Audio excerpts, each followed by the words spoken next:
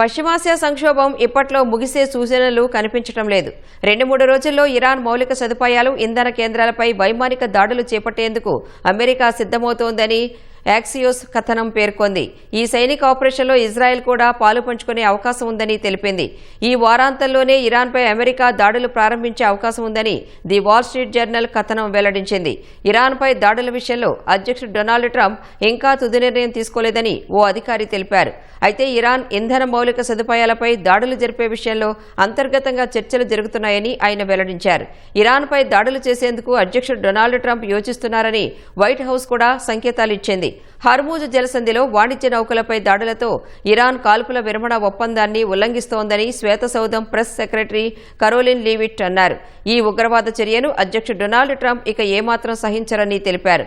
Iran అర్థవంతమైన చర్చలకు వచ్చే వరకు తగిన మూల్యం చెల్లించుకోక తప్పదని ఆమె హెచ్చరించారు.